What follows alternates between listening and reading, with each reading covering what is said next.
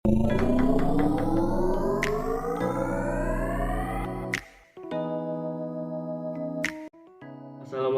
warahmatullahi wabarakatuh. Perkenalkan, nama saya Alfiansyah.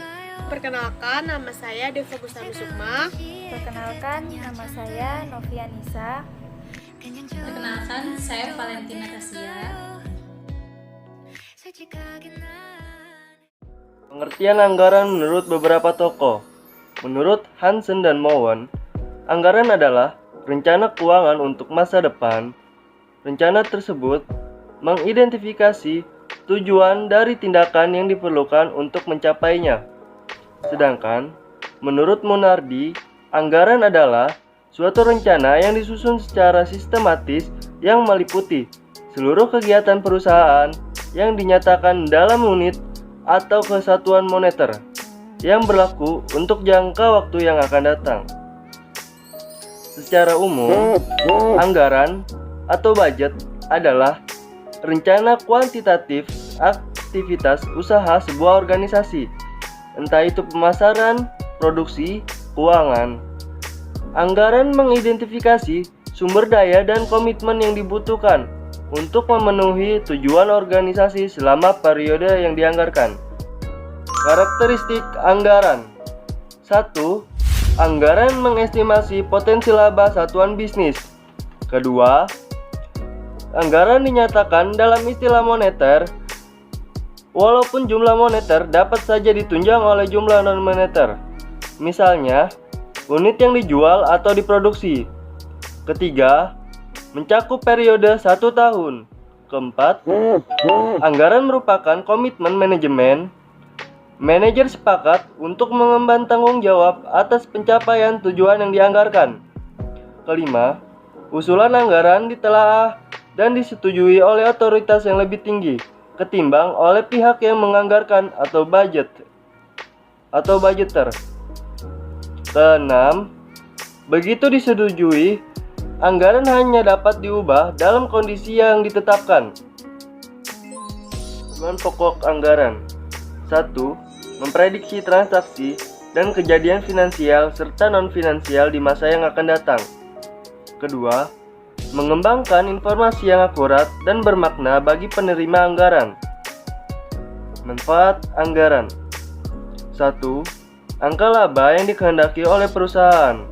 2. Sumber daya yang diharapkan dapat dihasilkan atau digunakan selama periode anggaran yang akan datang. Ketiga, memberikan informasi untuk pengambilan keputusan alternatif yang terbaik. Jenis-jenis penganggaran. Penganggaran inkremental. Metode anggaran yang hanya mempertimbangkan perubahan sumber daya dari anggaran tahun sebelumnya. Kelebihannya menyederhanakan proses penganggaran dengan hanya memperhitungkan kenaikan berbagai pos anggaran. Sedangkan, kekurangannya ialah pemborosan dari efisiensi dapat menumpuk dari tahun ke tahun tanpa pernah diketahui. Penganggaran basic 0 dan statik.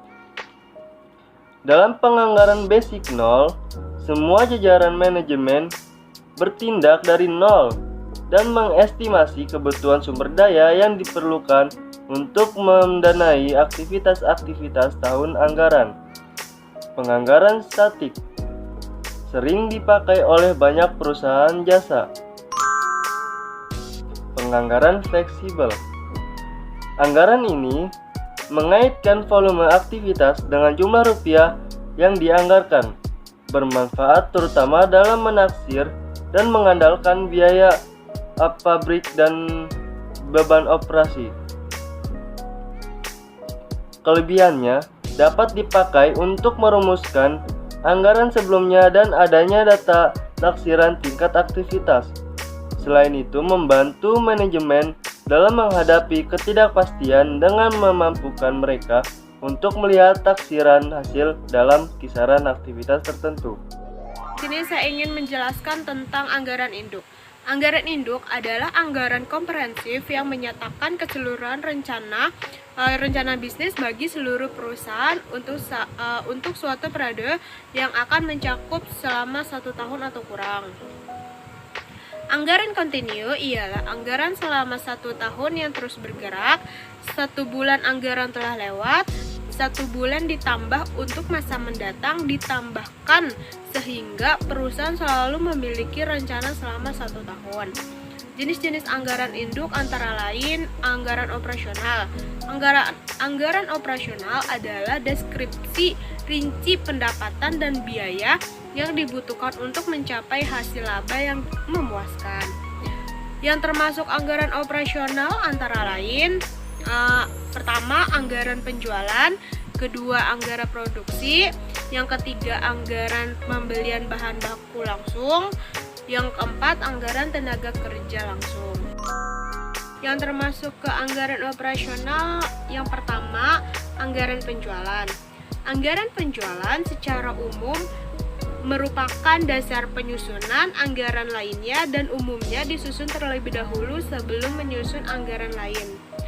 Oleh karena itu, anggaran penjualan sering disebut dengan anggaran kunci. Manfaat anggaran penjualan menurut Wells, Hilton, dan Gordon, manfaat anggaran ada 4. Yang pertama, untuk mengurangi ketidakpastian tentang pendapatan di masa datang. Yang kedua, untuk memasukkan kebijakan dan keputusan manajemen ke dalam proses perencanaan, contohnya dalam rencana pemasaran. Yang ketiga, untuk memberikan informasi penting berisi pembentukan elemen lain dari rencana laba yang menyeluruh. Yang keempat, untuk memudahkan pengendalian manajemen atas kegiatan penjualan yang dilakukan. Kegunaan anggaran penjualan menurut Tendi Haruman dan Sri Rahayu itu ada 2. Yang pertama, untuk merencanakan setepat mungkin tingkat penjualan pada periode yang akan datang dengan memperhatikan data yang merupakan percerminan kejadian yang dialami perusahaan di masa lalu, khususnya di bidang penjualan. Yang kedua, sebagai pedoman kerja, alat koordinasi dan pengawasan kerja, serta sebagai dasar bagi penyusunan budget-budget lainnya.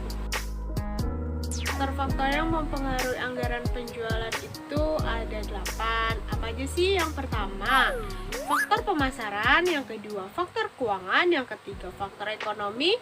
Yang keempat, faktor kebijakan perusahaan. Yang kelima, faktor pengembangan. Yang keenam, faktor kondisi politik, sosial, budaya, pertahanan, dan keamanan. Yang ketujuh, faktor teknis. Yang kedelapan, faktor lainnya. Jenis-jenis anggaran itu ada 2. Yang pertama, anggaran penjualan jangka panjang atau strategi sales plan. Yang kedua, anggaran penjualan jangka pendek atau tactical sales plan. Langkah-langkah menyusun anggaran itu ada 5. Yang pertama, mempertimbangkan faktor yang mempengaruhi anggaran penjualan. Yang kedua, menetapkan harga jual untuk produk tertentu di daerah tertentu. Yang ketiga, membuat taksiran atau ramalan penjualan tiap jenis produk yang akan dijual dan penentuan produk yang akan dijual pada di daerah tertentu. Yang keempat, memperhatikan anggaran penjualan. Yang kelima, menyusun anggaran penjualan. Oke, jadi yang selanjutnya yaitu ada anggaran produksi.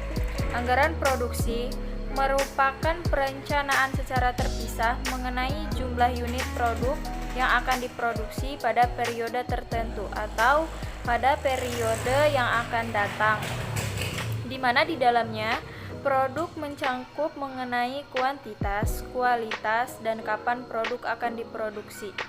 Oke, jadi yang selanjutnya yaitu ada manfaat anggaran produksi. Yang pertama yaitu untuk menunjang kegiatan bagian penjualan.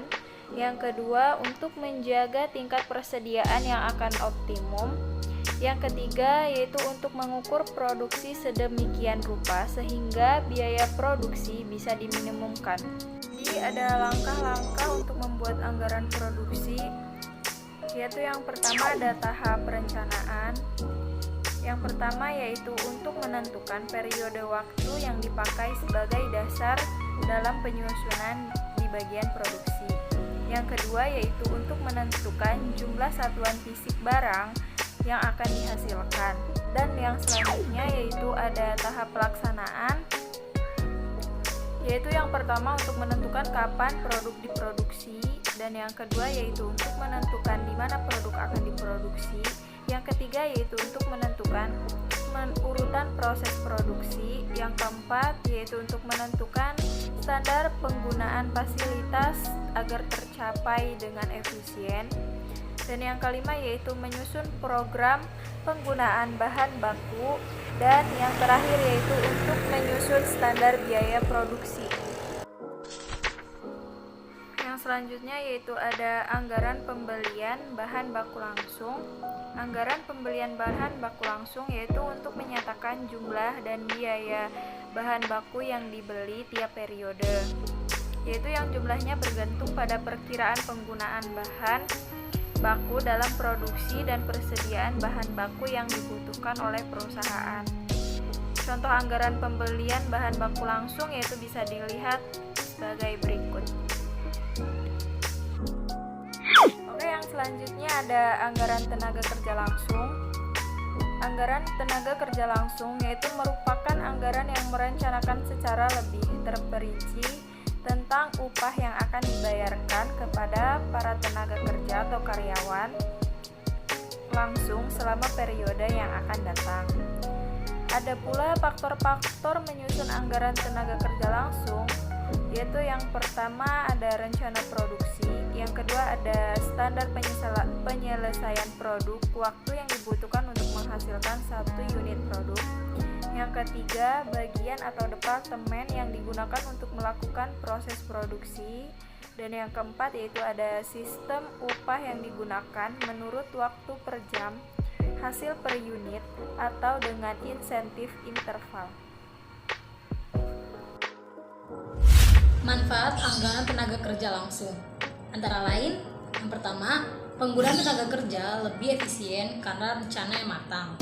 Yang kedua, pengeluaran biaya tenaga kerja menjadi lebih efisien karena sudah diatur. Yang ketiga, harga pokok dagang dapat dihitung secara tepat. Yang keempat, dapat dipakai sebagai alat pengawasan. Berikut contohnya. Yang E, anggaran overhead. Biaya overhead adalah biaya produksi yang tidak masuk dalam biaya bahan baku maupun biaya tenaga kerja langsung. Apabila suatu perusahaan juga memiliki departemen-departemen lain selain departemen produksi, maka semua biaya yang terjadi di departemen pembantu tersebut, termasuk biaya tenaga kerjanya, dikategorikan sebagai biaya overhead pabrik. Yang F, anggaran administrasi. Anggaran administrasi adalah anggaran yang merencanakan secara sistematis dan lebih terperinci tentang biaya administrasi yang ditanggung perusahaan dari waktu ke waktu selama periode tertentu yang akan datang. Cara menggunakan anggaran untuk evaluasi kerja. Yang pertama, anggaran fleksibel. Anggaran fleksibel adalah anggaran yang disusun untuk mencakup jangkauan aktivitas dan yang digunakan untuk mengembangkan biaya yang dianggarkan pada titik manapun dalam rentang tersebut untuk dibandingkan dengan biaya sesungguhnya yang dimasukkan. Karakteristik anggaran fleksibel itu disusun untuk suatu rentangan aktivitas dan bukan untuk satu tingkat aktivitas saja.